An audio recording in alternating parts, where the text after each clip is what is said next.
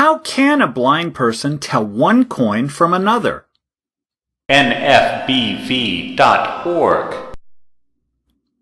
How can a blind person tell one coin from another? Hi, my name is John Bailey. I'm legally blind. I can see some things, but it's easier to use adaptive techniques of blindness to do a lot of stuff. So what I'm going to show you today is how a blind person, no vision at all, can tell one coin from another. Now I'm going to use the 4 most common used coins: a penny, a nickel, a dime, and a quarter. I don't remember the last time I saw a half dollar, and it was several decades ago since I saw a $2 bill or a Susan B. Anthony coin. So I'm just going to stick with the 4 basic ones. There are actually clues, tactile clues, that are really easy to learn if you're vision impaired, that makes it so easy to tell which coin is which, so that when the cashier gives you your money back, breaks a dollar, whatever, you can tell right away if you've gotten the right change back. So let's start with the smallest denomination of coin money, the penny. Well, let me tell you, there's at least two different characteristics that are used by the blind to tell which coin is which. One is the obvious one, the size and weight. That tells you a lot. But there's another characteristic, the edge. On some of the coins, the edge is flat, just like on the penny. On other coins, it has ridges, little things. So if you run your nail across it, you'll actually hear it. So those two combinations of the size of the coin plus does it have ridges or not tells you for sure which coin is which. So starting with the penny, very small, very tarnished. It is, you can tell because it's one of the smallest coins we have.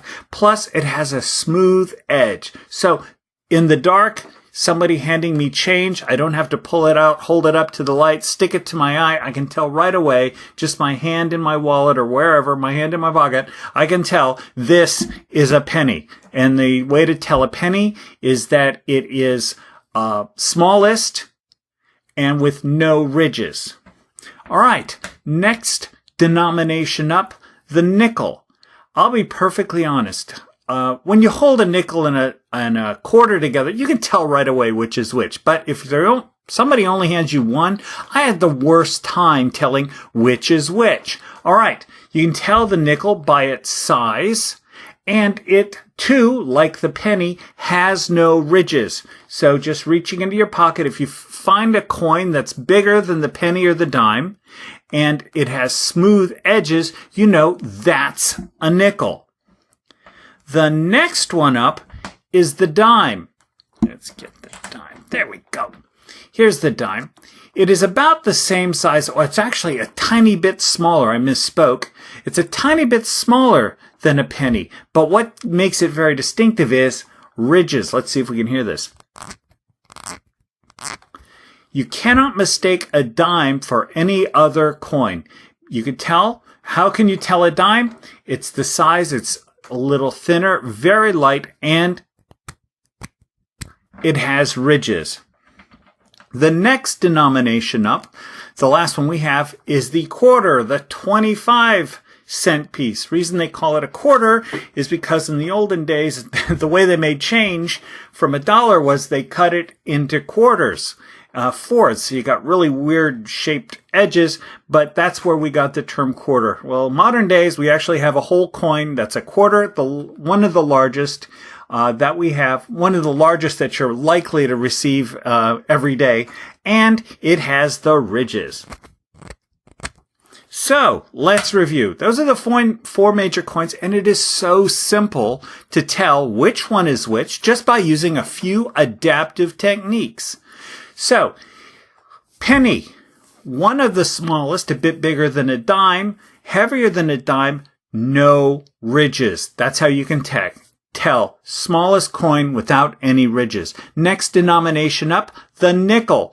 You can tell nickel, quarter, kind of close in size, definitely bigger than a dime, but again, no ridges. All right, the nickel dime. And now the dime, smallest, most diminutive of coins that we have with ridges. So if you pull in your pocket, you find a something small. It might be a penny, might not be a penny. Check the ridges. If they're ridges, it's a dime. No ridges, it's probably a penny, a very skinny penny, but that's a way to tell. And now the quarter. Other than silver, $50 and other, this is probably the largest coin you'll have in your pocket, and with ridges. Speaking of coins, here's one that you probably don't know about, and it's definitely one you don't want to put into a coin machine. This is the Louis Braille commemorative coin. That came out a few years ago. This is the collector's edition. It's all sealed up in plastic and in a very nice case. I bought a couple of those when they came out a few times. I'm not a coin person, but I thought this is special. And when you bought one, you helped support Braille literacy. Oh, Braille. Louis Braille. What's the connection? Well, Louis Braille actually invented Braille. Over 200 years ago now, he found a way to take something that was visual, print, and turn it into a tactile representation, Braille.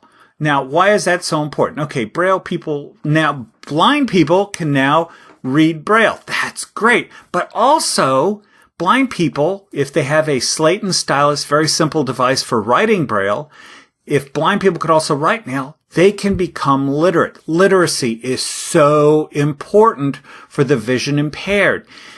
If it takes you a day to read a page of text, and the only way you can take notes is using a tape recorder or some mechanism that maybe works for you but is slow compared to everyone else, literacy is fine. Competitive literacy is what we want. We want to be able to hold our heads up with the rest of the people in the working world. So Louis Braille, with his system of Braille, which is taking written information, printed visual information, and putting it into a tactile system that the blind people can use, opened up a whole new world to the blind, the vision impaired. You don't have to read Braille. You don't have to be a super fast reader. You can just label things, just put bumps on things.